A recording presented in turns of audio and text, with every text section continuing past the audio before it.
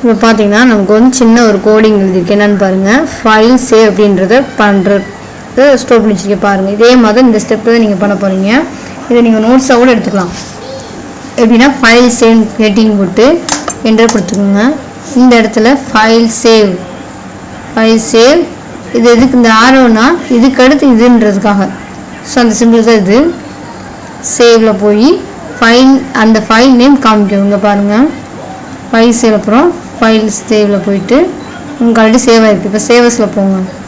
சேவஸில் போய் file save பண்ணுறோம். அதுக்கடுத்து ஃபைல் நேம் கேட்குதுங்களா? ஸோ தான் ஃபைல் நேம். அப்போ ஸ்டெப் 2வது ஸ்டெப் புரியுதா? அடுத்து என்ன பண்ண கிளிக் பண்ணுறீங்க. ஸோ 3வது ஸ்டெப்பு இதுதான் நான் வந்து நோட்ஸ் கொடுத்துருங்க பாருங்கள். ஃபைல் சேவ் ஃபைல் நேம், அதுக்கடுத்து ஃபைல் நேம்ன்ற ஏதாவது நேமை நீங்கள் ஆட் பண்ணிக்கிறதுக்காக டாட்டா கொடுத்துருக்கேன். இந்த ஆரோன்றது இந்த சேவை கிளிக் பண்ணுன்றதுக்காக இந்த அசம்பிள். ஓகேங்களா?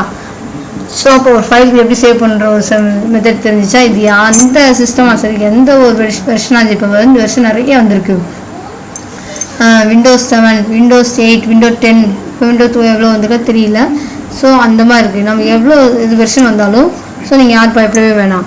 இப்போ விண்டோஸ் 7 என்ன இருக்கிறதோ அது 10ல் இருக்கும். என்னென்னா கொஞ்சம் அட்வான்டேஜாக கொஞ்சம் எக்ஸ்ட்ரா இருக்கும், அவ்வளோதான். இப்போ ஃபோன் நோக்கியா ஃபோன் பார்க்குறீங்க. நோக்கியா ஃபோனில் வெறும் பட்டன் தான் இருக்குது. இதுவே இப்போ நம்ம சாம்சங், விவோ இதெல்லாம் சொல்கிறாங்க, விவோ. ஸோ நிறைய கம்பெனி இருக்குது. ஸோ அந்த மாதிரி அவங்க என்ன பண்ணுறாங்க, அட்வான்டேஜ் தான். நம்ம ஃபோன் நம்ம நம்பர்ஸ் கொடுக்குறோம், நம்ம கால் பண்ணுறோம்.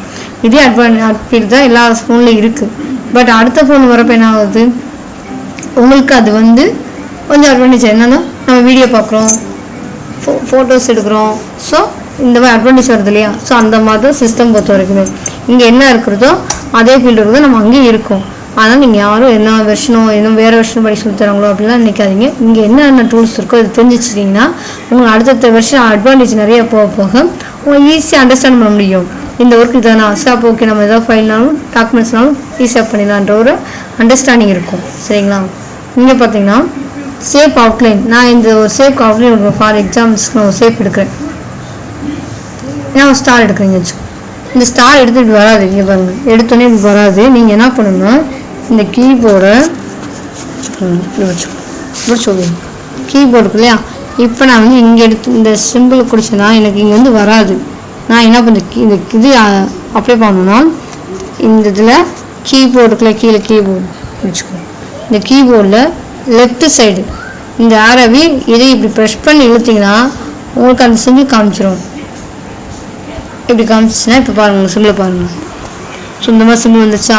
இந்த மாதிரி இப்போ இழுத்தினா வராது. நான் அதே மாதிரி அந்த லெஃப்ட்டை வந்து கொஞ்சம் தள்ளி நின்றுக்கும். அப்படி தெரிஞ்சுக்க இப்படி கையில் எப்படிங்க எங்கள் சன்னதை வீடியோ எடுக்கிறாங்க. இப்போ இதை வந்து நான் இப்படி மூவ் பண்ணுறேன். மூவ் ஆக மாட்டேது பார்த்தீங்களா?